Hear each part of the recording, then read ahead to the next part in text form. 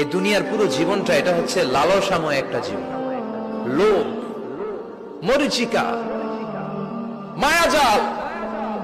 এই মায়াজালে আমরা আটকে আছি, ফলে মৃত্যুর কথা আমরা ভুলে গিয়েছি।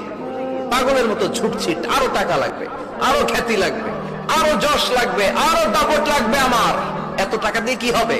এত সম্পদ দিয়ে কি হবে? এত ব্যস্ততা দিয়ে কি হবে? তোমার স্টপ, থামুন, অনেক হয়েছে। আম্মা থামুন, take a rest, take a breath and think about death. Think that you have to go back to your Lord. একটু বসেন না, একটু ভাবেন যে আমাকে চলে যেতে হবে, চলে যেতে হবে। এই কোলাহল, এই ব্যস্ততা, এগুলো থাকবে, থাকবো না আমি। সাইয়েদনা ওমর ফারুক বলেছেন, মুতু ক্বাবলা আন তামুতু, মরার আগে একবার মরো। হাসিবু ক্বাবলা আন তুহাসাবু আলাইকুম, তোমার হিসাব নেওয়ার আগে তুমি একবার নিজের হিসাবটা করো না। কাগজ বের করে একটু লিখো না কি কি ভালো কাজ করছিলা, যেগুলো দিয়ে নাজাতের ওসিলা হতে পারে। 1 2 3, আর কি কি আকাম কুকাম করছো দেখো না, লিখে দেখো তোমার অবস্থাটা কি। মরার আগে একবার মরো। মরার আগে খাটের মধ্যে শুয়ে শটান করে চোখ বন্ধ করে একবার মরার ভান করে দেখেন কেমন লাগে। চোখটা বন্ধ করেন আর ভাবেন আপনি নাই, কি কি হতে পারে ভাবেন। আপনার ছেলে মেয়েরা কান্না জুড়ে দিবে, আপনার প্রাণের স্ত্রী বিলাপ শুরু করে দিবে, বন্ধু বান্ধবের চিৎকার আর মাতম, স্থানীয় এলাকার মসজিদে ঘোষণা, অমুক এলাকার নিবাসী অমুক ভাই অমুকের ছেলে অমুক দুনিয়ায় নাই। সব আত্মীয়রা চলে আসবে, ফেসবুকে স্ট্যাটাস দেয়া হবে, সবাই সবাইকে জানাবে বিকাল 4টায় অমুক হাই স্কুল ময়দানে আপনার জানাজা। ছুটে আসবে, সবাই ছুটে আসবে আপনাকে শেষ বিদায় দিতে, গুড বাই জানানোর জন্য, আল ওয়াদা, বিদায় জানাতে আসবে সবাই। 4 তাকবীর দিয়ে আপনার জানাজা হবে, অশ্রুসিক্ত জানাজায় আপনার বিদায় হবে।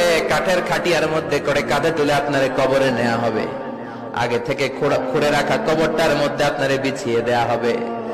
বাঁশের কচি দিয়ে তার উপরে মাটির চাপা দিয়ে সব চলে যাবে। ভাবেন না একবার চোখ বন্ধ করে, this is the circle of life, this is the nature of life. এটা সবার হবে, আমার হবে, আপনার হবে। এত মায়া, এত ভালোবাসা কই যাবে? কেউ থাকবে না, সবাই আপনার অন্ধকার কবরে রেখে দিয়ে চলে আসবে। উপরে বাঁশের কঞ্চি, তার উপরে মাটির চাপা, অন্ধকার আর অন্ধকার। এই অন্ধকার যেন শেষ হতে চায় না, শুধুই অন্ধকার, ঠিক কিনা? এজন্য আমাদের চলে যেতে হবে। দাদা গেল, চাচা গেল, মামা গেল, আমাদেরকেও যেতে হবে, জোরে কোন ঠিক কিনা? একদিন মাটির ভেতরে হবে ঘরে মন আমার, কেন বন্ধ দালান ঘর, প্রাণ পাখি উড়ে যাবে পিঞ্জর ছেড়ে।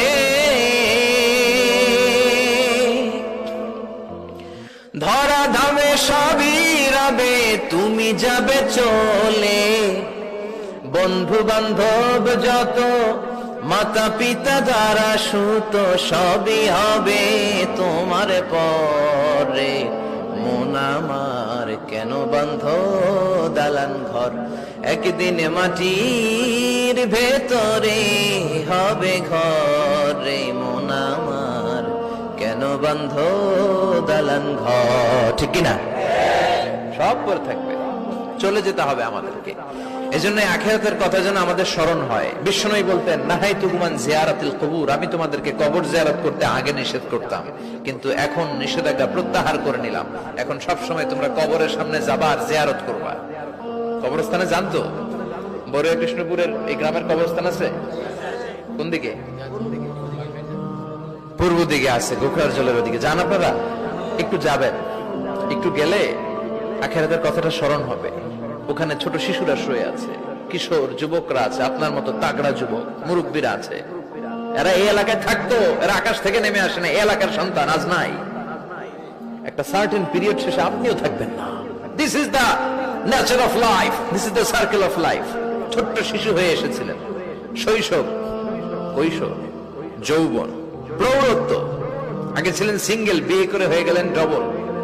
এরপরে আল্লাহ আপনাকে একটা মেয়ে দিল, এরপরে মেয়েকে বিয়ে দিয়ে শ্বশুর হলেন, এরপরে ওই মেয়ের ঘরে সন্তান হতে নানা হলেন। আর কতদিন? অনেক দিন হলো তো, অনেক লম্বা সময় পেয়েছেন আপনি। Think about death. এবার যাওয়ার কথা ভাবেন, আখিরাতের সামানের কথা ভাবেন, ফিরে যেতে হবে। কি শক্তিশালী যুবক, বার্ধক্য চলে আসলে লাঠি ছাড়া চলতে পারে না। কুচকুচে কালো দাড়ি সাদা হয়ে যায়, দাড়ির শুভ্রতা, বয়সের ভার, রং ধরা যৌবন জং ধরে শেষ, ঠিক কিনা? This is the circle of life.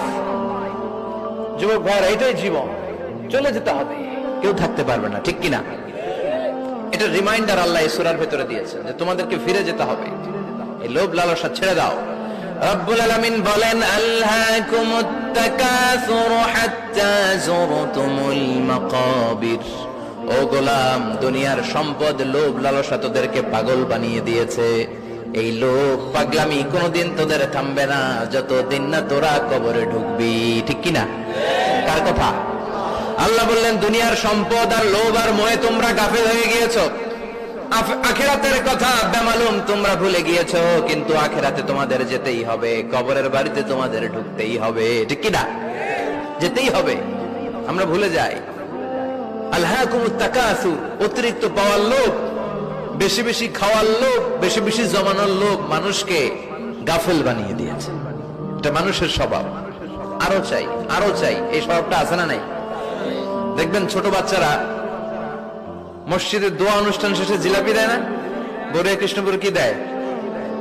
আগে বাতাসা দিত না, এখন কি দেয়? জিলাপি দেয়, মিষ্টি দেয়। তো মসজিদের 2-3 গেট থেকে যদি দেয়, ছোট বাচ্চারা দেখবেন এদিক দিয়ে কয়েকটা নিয়ে আবার ওই গেটে লাইন ধরে।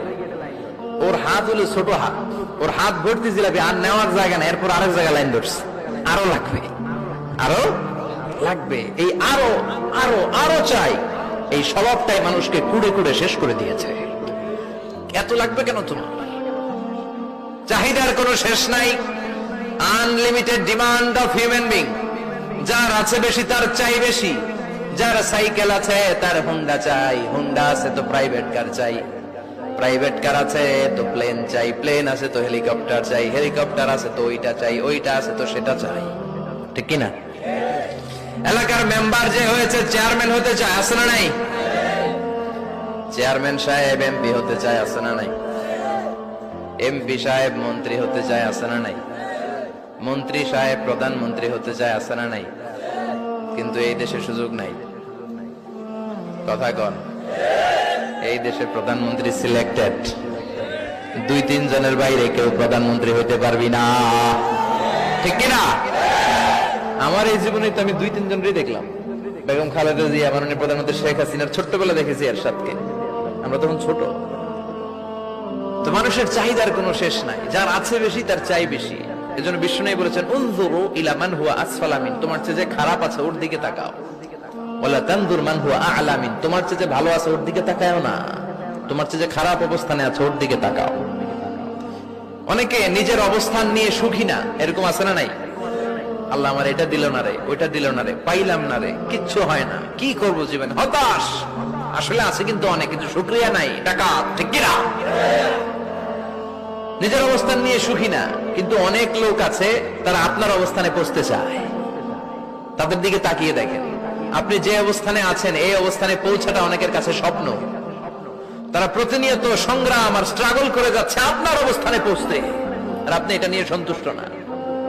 শেখ সাদির নাম শুনেছেন? বালাগাল উলা কাশাফাত দুজা, এই কবিতাটার রচয়িতা ইরানের বিখ্যাত এক কবি। উনি একবার আর্থিক সমস্যার মধ্যে দিয়ে সময় কাটাচ্ছেন, টাকা নাই, পয়সা নাই, পায়ে দেওয়ার মতো জুতা নাই। উনি খুব দুঃখ পেলেন, হায় রে, আমি ইরানের এত বড় কবি, আমার পায়ে দেওয়ার মতো জুতা নাই। দুঃখ ভরা মন নিয়ে রাস্তায় হাঁটতে বেরোলেন। হাঁটতে হাঁটতে হঠাৎ দেখলেন একটা লোক শুয়ে শুয়ে কাঁদছে, ওই লোকটার 2টা পাই নাই, পাই নাই। উনি সেজদায় পড়ে গেলেন, আল্লাহর কাছে ক্ষমা চাইলেন, আল্লাহ অনেক দিয়েছো, শুকর আলহামদুলিল্লাহ। এজন্য যেই পরিস্থিতিতেই থাকি না কেন আমরা কি পড়বো? জোরে বলেন, কি পড়বো? এজন্য কানাতু মিনাল ইসলাম, অল্পে তুষ্ট থাকার নাম হলো ইসলাম। সম্পদ লাগবে কিন্তু সম্পদের পাহাড় লাগবে না, ঠিক কিনা? অল্প খান, অল্প পড়েন, অল্প জামান, অল্পের ভেতরে বরকত ঢুকাইয়া দিছে কে? দেখবেন যাদের সম্পদ অল্প তারা সুখী বেশি।